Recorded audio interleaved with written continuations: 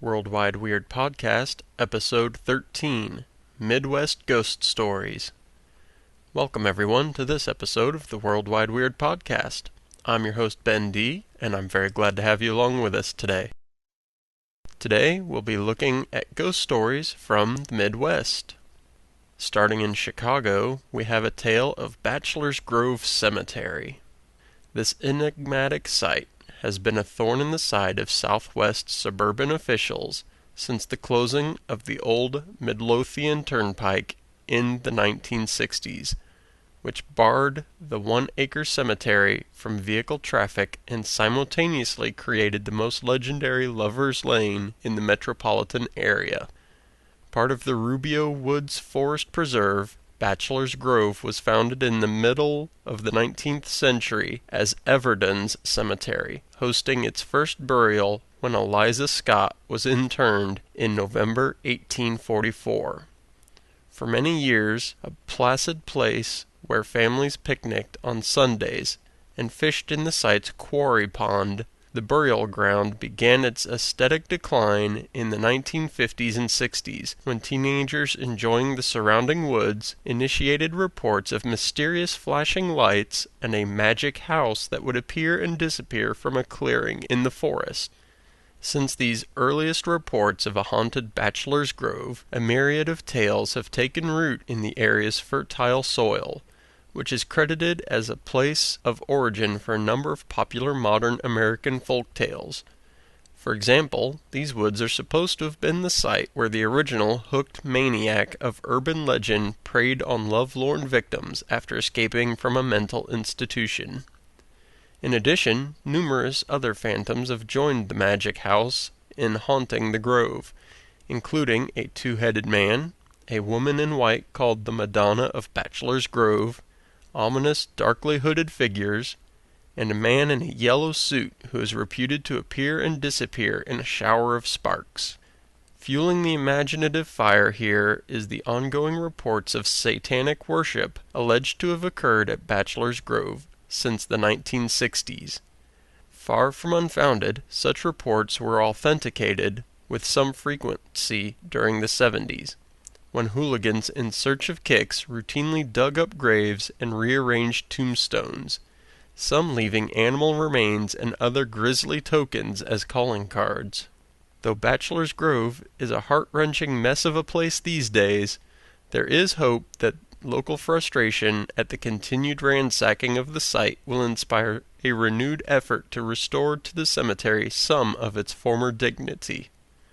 Originally settled in the early 1830s by British migrants from New England, a second influx of German settlers traveled to Bachelor's Grove area during the 1840s. Though local popular history traces the site's name to 4 single men who migrated to these woods during the first phase of settlement, resulting in the designation as Bachelor's Grove, local researchers now believe that the true spelling of the place's name was Batchelder, and that the grove was named for the family that had settled in the area in 1845. Still, the popular name of Bachelor's Grove persists, despite the more common historical use of the hybrid Bachelor Grove name among others. Though anywhere from 150 to 200 persons are estimated to have been buried in this tiny enclosure, fewer than 20 headstones remain. Fortunately, largely owing to the efforts of historian Brad L. Bedenhausen, a plot map was compiled in the mid-1990s, which was published along with background notes in the fall of 1995's issue of the South Suburban Genealogical and Historical Society's journal, Where the Trails Cross. Gathering research from area maps, students of Bremen High School and members of local historical societies, Bedenhausen matched up burial records and plot locations to create a picture of a true Bachelor's Grove. Despite the vandalism, missing stones, and waist-high foliage of recent years. The result is an intriguing tale of settlement and growth, and sadly of decline. The last known burial of a body at Bachelors Grove took place in 1965. The last burial of ashes was recorded in 1989. Burials after 1950 are rare, and many remains have been disinterred and moved from Bachelors Grove throughout the century as a result of the migration of families, the need for larger plots, and later the horror of families at the desecration of the grounds. Still, a search for the origins of Blue Island should begin by walking the few hundred feet down the weed-choked road to the Grove, where many of the area's earliest and most influential settlers have, in recent decades, endured a less than peaceful sleep. Moving from Chicago down here to Indianapolis, we have the ghosts of Central State Hospital. While the majority of buildings at the Central State Hospital in Indianapolis, Indiana have been demolished, the ghosts that once dwelt within refuse to die. Central State Hospital began as the Indiana Hospital for the Insane. The need for a state-funded mental institution or asylum was a source of contention. There was no obvious need, but debate ranged over whether the funds would come from and where the hospital would be placed. This debate raged from 1827 until the doors opened in 1848. The Indiana Hospital for the Insane had 5 patients when it first opened, and consisted of only one building. In 1889, the name was changed to the Central Indiana Hospital for the Insane, and changed again in 1928 to the Central State Hospital. The hospital slowly grew to over 5,000 patients and several buildings on over 100 acres of land in Indianapolis. There were 2 nearly identical buildings to keep the male and female patients separated, a medical building for non-mental illnesses, and a chapel. They even had a bowling alley for patients. The hospital also offered occupational therapies that included jobs for the patients, such as working in a bakery and tending to the grounds. When the hospital was first built, it treated the mentally ill from around the country. But as other institutions were built, the needs of Central State changed. Eventually, they treated only patients in the areas surrounding Indianapolis, but this still includes 38 separate counties. The state chose to demolish the majority of the hospital's buildings in the 1970s, replacing them with newer buildings. The hospital closed its doors for good in 1994. One original building that still stands is the Pathology Department, where the Indiana Medical History Museum is located.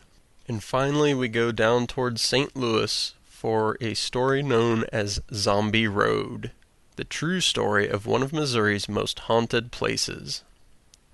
The city of St. Louis is unlike many other major American cities. It is a large sprawling region of suburbs and interconnected towns that make up the metropolitan city as a whole, making it an impossible place to live if you do not own an automobile. With the Mississippi River as the eastern border of St. Louis, the settlers who came here originally had nowhere to go but to the west, and the city expanded in that direction. After all of these years, though, and despite the amount of construction and development that has occurred, once you leave the western suburbs of St. Louis, you enter a rugged, wild region that is marked with rivers, forests, and caves.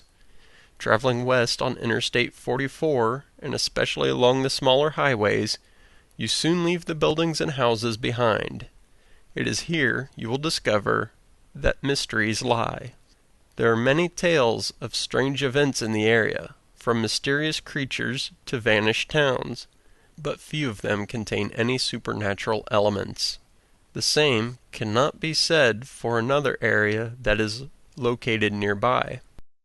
If the stories that are told about this forgotten stretch of roadway are even partially true, then a place called Zombie Road just may be one of the weirdest spots in the region. The old roadway that has been dubbed Zombie Road, a name by which it was known at least as far back as the 1950s, was once listed on maps as Lawler Ford Road and was constructed at some point in the late 1860s. The road, which was once merely gravel and dirt, was paved at some point years ago, but it is now largely impassable by automobile. It was originally built to provide access to the Merrimack and the railroad tracks located along the river. In 1868, the Glencoe Marble Company was formed to work the limestone deposits in what is now the Rockwoods Reservation located nearby. A sidetrack was laid from the deposits to the town of Glencoe and on the road crossing the property of James E. Yeatman. The sidetrack from the Pacific Railroad switched off the main line at Yeatman Junction, and at the same location the Lawler Ford Road ended at the river. There is no record as to where the Lawler name came from, but a ford did cross the river at this point into the land belonging to the Lewis family. At times a boat was used to ferry people across the river here, which is undoubtedly why the road was placed at this location. As time passed, the narrow road began to be used by trucks that hauled quarry stones from rail cars and then later fell into disuse.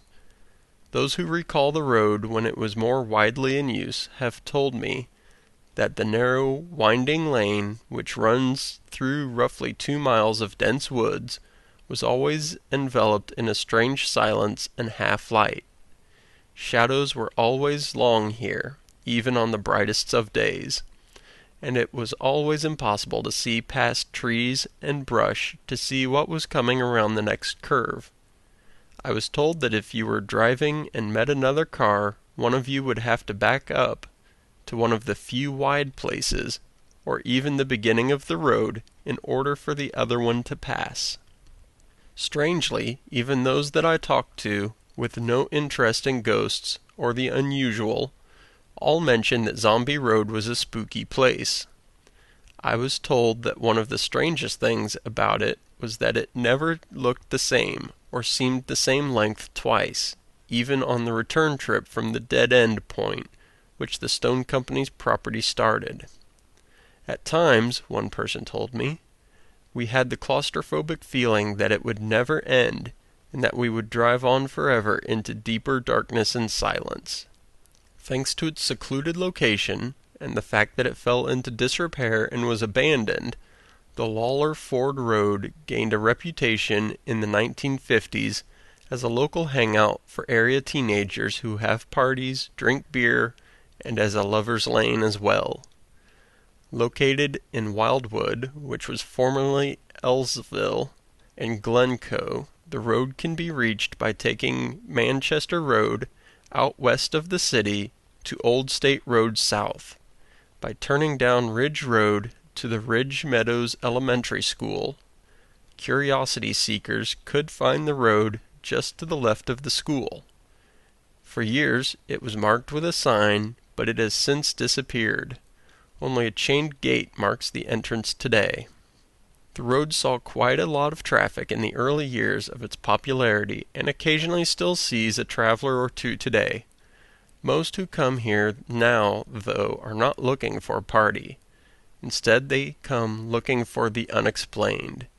As so many locations of this type do, Lawler Ford Road gained a reputation for being haunted. Numerous legends and stories sprang up about the place, from the typical tales of murdered boyfriends and killers with hooks for hands, to more specific tales of a local killer who was dubbed the Zombie. He was said to live in an old dilapidated shack by the river, and would attack young lovers who came looking for some place quiet and out of the way. As time passed, the stories of this madman were told and retold, and eventually the name of Lawler Ford Road was largely forgotten and was replaced with Zombie Road, by which it is still known today. There are many other stories too, from ghostly apparitions in the woods to visitors who have vanished without a trace. There are also stories about a man who was killed here by a train in the 1970s and who now haunts the road, and that of a mysterious old woman who yells at passers-by from a house at the end of the road. There's another about a boy who fell from the bluffs along the river and died, but his body was never found. His ghost is also believed to haunt the area. There are also enough tales of Native American spirits and modern-day devil worshippers here to fill another book entirely. But is there any truth to the tales and history that might explain how the ghost stories got started? Believe it or not, there may just be a kernel of truth to the legends of the Zombie Road, and real-life paranormal experiences taking place there too. The region around Zombie Road was once known as Glencoe. Today, it's a small village on the banks of the Merrimack River, and most of its residents live in houses that were once summer resort cottages. Most of the other houses are from an era when Glencoe was a bustling railroad and quarrying community. Days of prosperity have long since passed by, though, and years ago the village was absorbed by the larger town of Wildwood. There is no record of the first inhabitants here, but they were likely the Native Americans who built the mounds that existed for centuries at the site of present-day St. Louis. The mound city that once existed here was one of the largest in North America, and its peak boasted more than 40,000 occupants. It is believed that the Merrimack River and its surrounding forests was an area heavily relied upon for food, and mounds have been found at the Fenton, and petroglyphs have been discovered along the Merrimack and Big Rivers.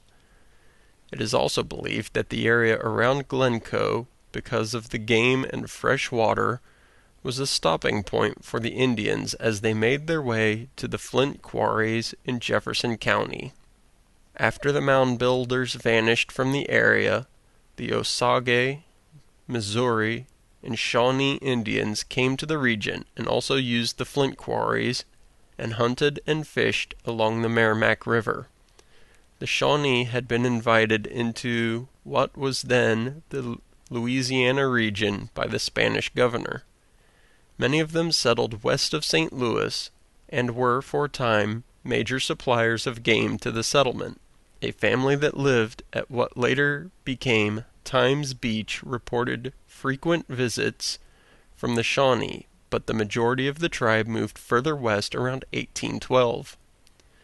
Many other tribes passed through the region as they were moved out of their original lands in the east, but no records exist of any of them ever staying near Glencoe. The reason for this is because the area was a pivotal point for travelers, Indian and settlers alike. The history of the region may explain why sightings and encounters of Native American ghosts have taken place along Lawler Ford Road. As we know that a ford once existed here, a shallow point in the river that was more easily navigated, it's likely that the road leading down to the river was once an Indian trail. The early settlers had a tendency to turn the already existing trails into roads, and this may have been the case with the Lawler Ford Road. If the Native Americans left an impression behind here in their travels, hunts, or quests for flint, it could be the reason why Indian spirits are still encountered here today. The first white settler in the area was Ninian Hamilton from Kentucky. He arrived near Glencoe around 1800 and obtained a settler's land grant. He built a house and a trading post and became one of the wealthiest and most influential men of the period.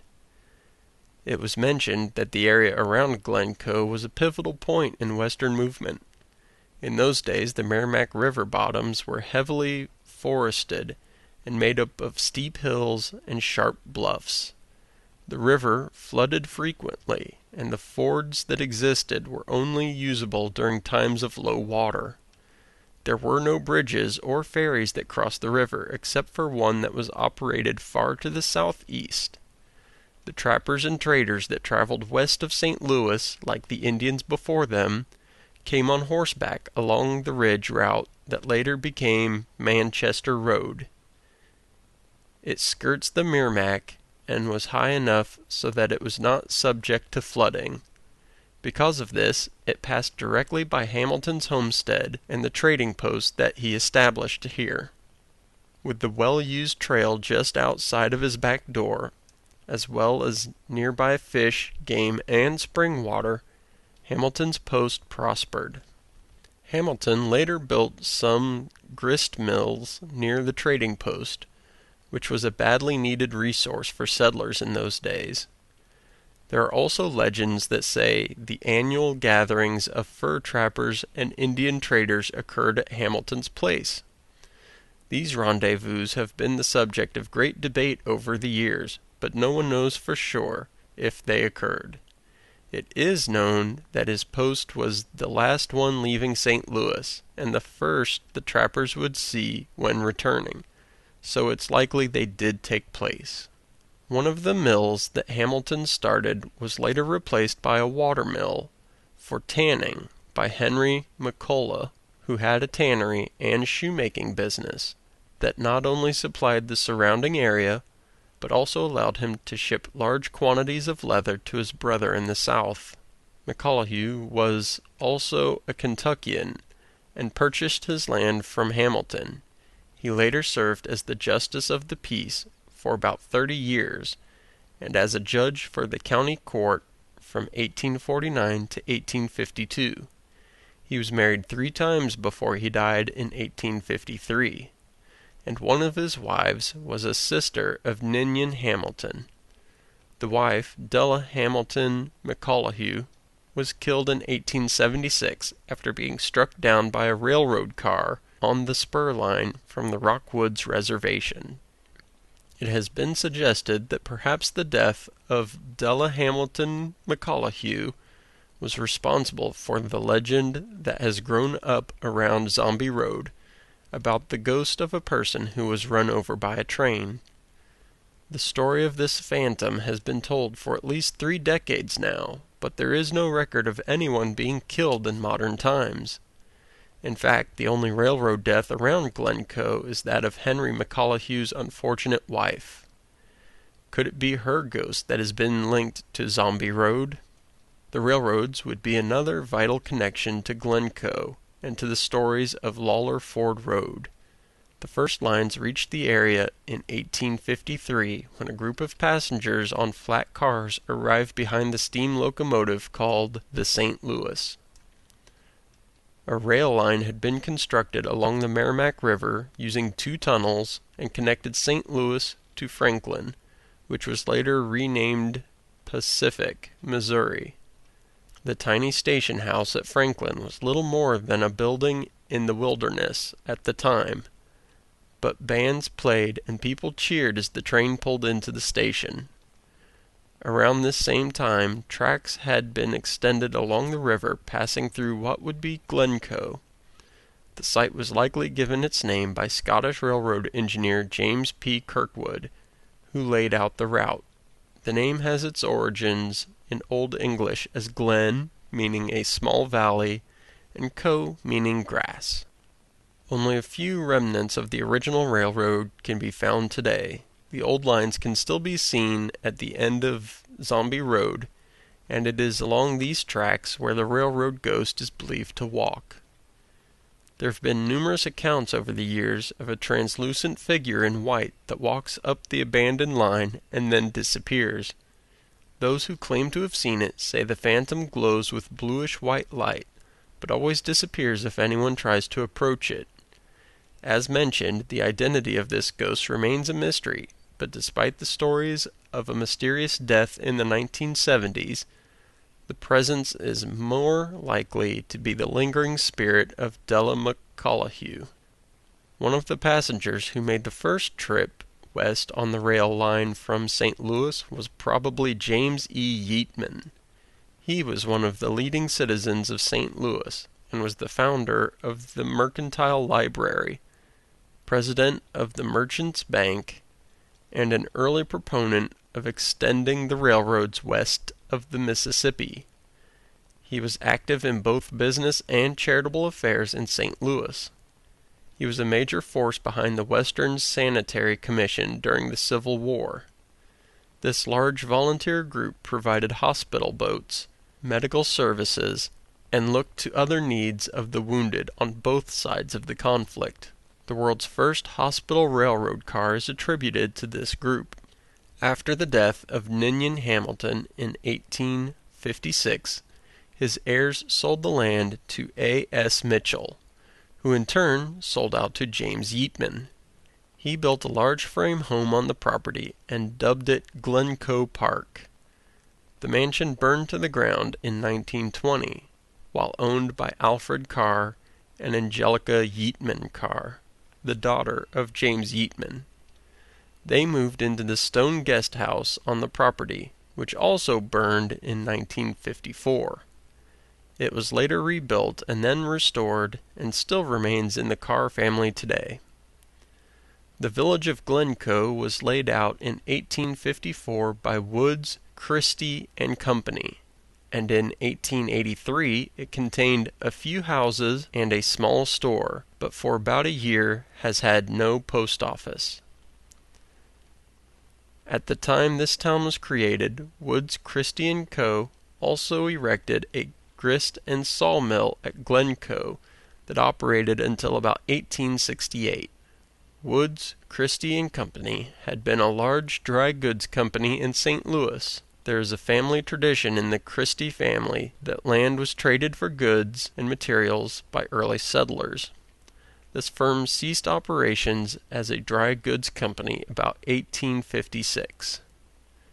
While it is possible that some lands near Glencoe were the result of trading for supplies, the firm actually started a large lumbering operation around the village.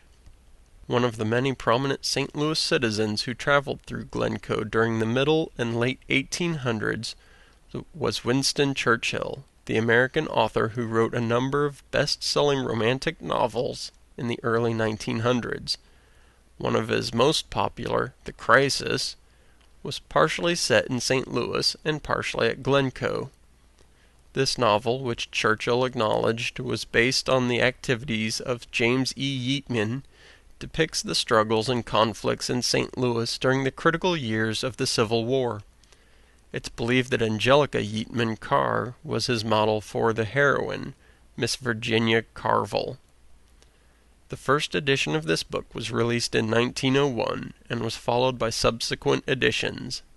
It can still be found on dusty shelves in used antiquarian bookstores today. In 1868, the Glencoe Marble Company was formed, and the previously mentioned sidetrack was added to the railroad to run along the river. The tracks ran past where the Lawler Ford Road ended, and it's likely that wagons were used to haul quarry stones up the road. Before this, the road was likely nothing more than an Indian trail, though it did see other traffic in the 1860s, and perhaps even death. During the Civil War, the city of St. Louis found itself in the predicament of being loyal to the Union, in a state that was predominantly dedicated to the Confederate cause. For this reason, men who were part of what was called the Home Guard were picketed along the roads and trails leading into the city with instructions to turn back Southern sympathizers by any means necessary. As a result, Confederate spies, saboteurs, and agents had to find less trafficked paths to get in and out of the St. Louis area. One of the lesser-known trails was leading to and away from the ford across the Merrimack River near Glencoe. This trail would later be known as Lawler Ford Road. As this information reached the leaders of the militia forces, troops from the Home Guard began to be stationed at the ford. The trail here led across the river and to the small town of Crescent, which was later dubbed Rebel Bend because the number of Confederates who passed through it and who found sanctuary here. After the militia forces set up lines here, the river became very dangerous to cross. However, since there were so few fords across the Merrimack, many attempted to cross here anyway, often with dire results. According to the stories, a number of men died here in a short battle with the Home Guard. Could this violence explain some of the hauntings that now occur along Zombie Road? Many of the people that I have talked with about the strange happenings here speak of unsettling feelings and the sensation of being watched. While we could certainly dismiss this as nothing more than a case of the creeps, that overwhelming near panic that I described in the earlier chapter, it becomes harder to dismiss when combined with the eerie sounds, inexplicable noises, and even the disembodied footsteps that no one seems able to trace to their source. Many have spoken of being followed as they walk along the trail, as though someone is keeping pace with them just to the edge of the woods. Strangely, though, no one is ever seen. In addition, it is not uncommon for visitors to have also report the shapes and shadows of presence in the woods, too. On many occasions, these shapes have been mistaken for actual people, until the hiker goes to confront them and finds that there is no one there.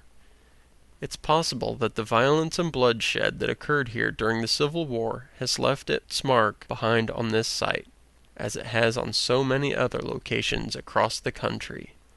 Visitors to Lawler Ford Road today will often end their journey at the Merrimack River, and the area here has also played a part in the legends and tales of Zombie Road.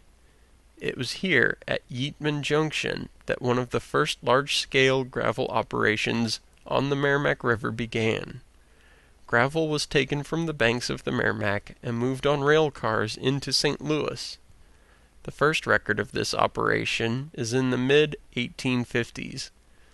Later, steam dredges were used to be supplanted by diesel or gasoline dredges in extracting gravel from the channel and from artificial lakes dug into the south bank. This continued apparently without interruption until the 1970s. The gravel quarries were used then until the demise of the gravel operations in the 1970s. The last railroad tracks were removed from around Glencoe when the spur line to the gravel pit was taken out. Some have cited the railroads as the source for some of the hauntings along Zombie Road.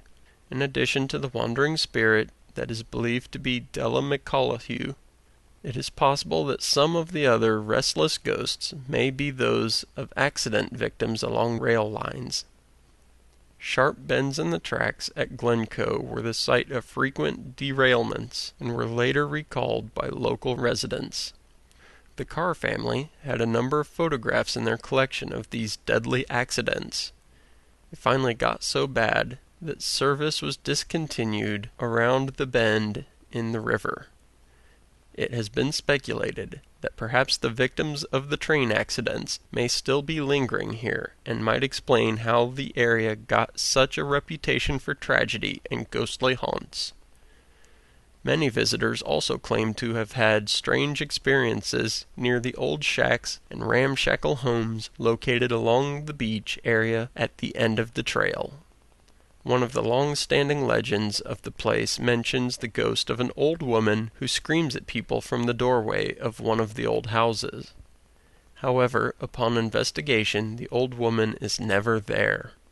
The houses here date back to about 1900, when the area around Glencoe served as a resort community. The Merrimack River's clubhouse area lasted until about 1945. Many of the cottages were then converted to year-round residences, but others were simply left to decay and deteriorate in the woods. This is the origin of the old houses that are located off Zombie Road, but it does not explain the ghostly old woman and the other apparitions that have been encountered here. Could they be former residents of days gone by? Perhaps this haunting on the old roadway has nothing to do with the violence and death of the past, but rather with the happiness of it instead. Perhaps some of these former residents returned to their cottages after death because the resort homes were places where they knew peace and contentment in life. When I first began researching the history and hauntings of Lawler Ford Road, I have to confess that I started with the idea that Zombie Road was little more than an urban legend, created from vivid imaginations of several generations of teenagers. I never expected to discover the dark history of violence and death in the region, or anything that might sustain the tales of ghosts and supernatural occurrences along this wooded road. It was easy to find people who believed in the legends of Zombie Road, but I never expected to be one of those who came to be convinced. As time has passed, I have learned that there is more to this spooky place than first meets the eye, and that it goes beyond mere legends linked to Old Lover's Lane. For those who doubt that ghosts can be found along Zombie Road, I encourage them to spend just one evening there, along the dark paths and under the looming trees, and you just might find that your mind has been changed. As the famous quote from The Haunting states, the supernatural isn't supposed to happen, but it does happen. And I believe it happens along Zombie Road. Okay, so that ends our episode on ghost stories from the Midwest. I'd like to encourage everyone to check out our bonus links in the show notes. There, you'll find a link to the Zombie Road pictures. Whether they're real or not, some of them are downright creepy. Speaking of Zombie Road, I want to thank Troy Taylor for letting me use his Zombie Road story from his book, Out Past the Campfire Light. Check the show notes for links to his website, prairieghost.com, and for links to his book. Plus, if you go to the website at worldwideweirdpodcast.com, you'll get a chance to see some of my favorite Halloween music. This week I'm putting up Creepy Doll by Jonathan Colton, so check it out. In 2 more weeks we'll be looking at witches. Let's take a quick look at the Salem witch trials, witches found in movies, and modern witches as a show topic. So be sure to check them out. I want to thank you for listening. If there's a subject you'd like to talk about, stories you want to share, or show topics you want me to cover, drop me an email. If you want to reach me, you can email me at bendwwp@gmail.com. You can also visit the website at worldwideweirdpodcast.com. I don't use Twitter, MySpace, or Facebook, so just drop me an email or visit the site. Intro and outro music are Scott McLean's UFO, provided by the PodSafe Music Network. Thanks, and have a great day.